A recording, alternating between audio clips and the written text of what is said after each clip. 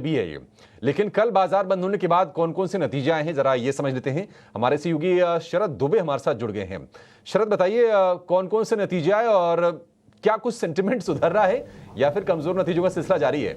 जी बिल्कुल अभिषेक, कमज़ोर नतीजे और जो इनलाइन या मिक्स सेटअप नंबर्स है वो सबसे ज़्यादा देखने मिल रहे हैं और ये अक्रॉस द बोर्ड देखने मिल रहा है। अब लार्ज कैप ले लीजिए या मिड कैप स्मॉल कैप ले लीजिए, लेकिन कुछ चुनिंदा शेयर है जिसको हम एड्रेस करेंगे। सबसे पहले बात करते हैं आपके बजाज फाइनेंस के दूसरी तिमाही के नतीजे, जो यहाँ पे मिले जुले नतीजे देखने मिले हैं। और यहाँ पे जो है रूरल की B2C बिजनेस में इंप्रूवमेंट ज़रूर आई है। हालांकि जो नेट इंटरेस्ट मार्जिन है, निम्स जिसको कहते हैं, वो स्टेबलाइज हुई है, लेकिन कॉस्ट ऑफ फंड वो पीक आउट हुआ है और ओवरऑल एसेट क्वालिटी में जो है थोड़ी सी गिरावट ज़रूर देखने मिली है। जोमेटो की बात करें तो मिक्स सेटअप नंबर्स आए हैं। एबिटा बीट रहा है लेकिन पैट जो है मिस की एस्टिमेट्स। यहाँ पे ऑफकोर्स टैक्स का भी एक कंपोनेंट है, बट ओवरऑल जो कहेंगे कि जोमेटो में जो है मिले जुले नतीजे देखने मिले हैं। हालांकि जो उनकी कह सकते हैं फूड डिलीवरी सर्विस है, वहाँ पे डिसेंट नंबर्स आए हैं और क्विक सर्विस डिलीवरी है फूड कॉमर्स की, वहाँ पे इंप्रूवमेंट देखने मिली है। इंडस टावर्स की largely inline set of stable numbers आए हैं। और एक इम्पॉर्टेंट बात बता दूं कि इस क्वार्टर में जो है 1000 करोड़ से ऊपर का एक राइड बैक आया है। ये बेसिकली रिसीवेबल्स आया है वोडाफोन आइडिया का, तो हम लार्जली कह सकते हैं inline set of numbers, study set of numbers Indus tower से आया है। M&M फाइनेंशियल सर्विसेज की बात करें तो कमज़ोर नतीजे आए हैं और इंटरेस्टिंगली जो रिटर्न ऑन एसेट्स का जो गाइडेंस कंपनी देती है उसको वो गिरा दिए हैं। अब वो रेट हो गया 1.8 to 2% का, पहले ये रेट 2.2 to 2.5% था, पहले तिमाही के कॉन कॉल में कंपनी ने कहा था। अदानी ग्रीन एनर्जी के नंबर्स जो हैं largely inline set of numbers आए हैं और ओवरऑल देखा जाए तो रेवेन्यू में 38% का जंप आया है। चॉइस इंटरनेशनल की बात करें तो यहाँ पे स्ट्रॉन्ग सेट ऑफ नंबर्स आए हैं और ब्रोकिंग डिस्ट्रीब्यूशन सेगमेंट में एक अच्छी परफॉर्मेंस देखने मिली है।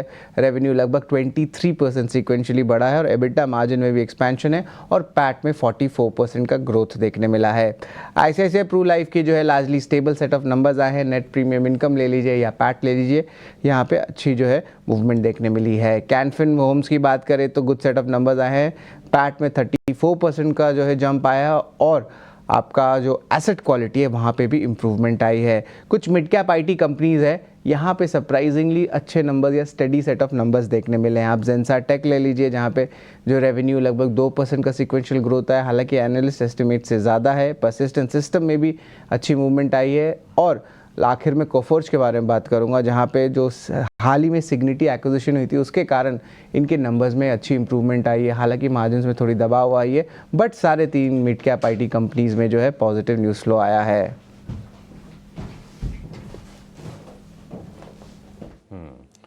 ठीक है, तो ये सारे के सारे अर्निंग्स, इनका इम्पैक्ट क्या होगा, आगे हम इस पर चर्चा भी करेंगे और एक एक करके आपसे एक्सपर्ट्स से व्यू भी लेंगे। बजाज फाइनेंस, इसके नंबर भी मिले जुले हैं। ठीक है शरद, ये बताइए कि खबरें कौन सी आई हैं और कहां पर नजर रखनी चाहिए आज? बिल्कुल जोमेटो पे ही फोकस रहेगा। 8,500 करोड़ का जो है QIP रेज किया गया है, अप्रूवल आ गई है बोर्ड की और कंपनी ने खुद भी कहा है कि वो अपने बैलेंस शीट को स्ट्रेंथन करना चाहती है। और इम्पॉर्टेंटली उन्होंने कहा है जो क्विक कॉमर्स की जो सेगमेंट है वो 4 से लेकर 5% तक का जो है एबिटा मार्जिन आगे दे सकता है। और जो लॉन्ग टर्म गाइडेंस की बात करें तो 20% का ग्रोथ का ओवरऑल CAGR आ सकता है आने वाले सालों में। अब पावर ग्रिड की बात करेंगे, जहां पे कंपनी सक्सेसफुल बिडर बना है 6 गीगावाट के प्रोजेक्ट को लेकर और ये राजस्थान में लोकेटेड है। पेटीएम के लिए पॉजिटिव न्यूज़ फ्लो है। यहाँ पे NPCI की अप्रूवल आ चुकी है, जहाँ पे वो नए UPI यूज़र्स को ऑनबोर्ड कर सकता है, तो ये एक पॉजिटिव इम्पैक्ट जो है स्टॉक में देखने मिल सकता है। जो IDBI बैंक भी आज फोकस में रहेंगे। यहाँ पे जो सोर्सेज बता रहे हैं टीना स्वदेश को कि गवर्नमेंट जो है डिसइन्वेस्टमेंट प्रोसेस की जो प्रोसेस है उसके साथ मूव अहेड कर रहा है। जो ड्यू डिलिजेंस होगी बिडर्स की वो नवंबर से शुरू होगी और इम्पॉर्टेंटली जो फाइनेंशियल बिड्स है वो चौथे तिमाही वित्त साल 2025 में देखने मिलेगा। चॉइस इंटरनेशनल के लिए भी एक पॉजिटिव न्यूज़ फ्लो है। उनकी आर्म चॉइस फिनसम ने जो है रिटेल लेंडिंग बिजनेस खरीद ली है, पैसा बड़ी फाइनेंस और शॉफॉर्थ फाइनेंशियल सर्विसेज के लेके, और यह इसके कारण जो AUM है वो लगभग 75% बढ़ जाएगा और 800 करोड़ के ऊपर हो जाएगा।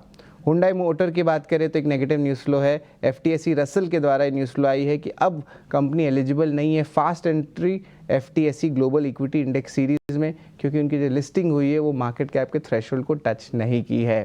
तो ये FTSE रसल से आया है एंड ऑफ कोर्स थोड़ी सी इन्फ्लोज की एक्सपेक्टेशंस थी जब ये लिस्टिंग हुई थी हुंडई मोटर की। अदानी एंटरप्राइज का 29 अक्टूबर को इंपॉर्टेंट बोर्ड मीट है फंड रेज को लेके।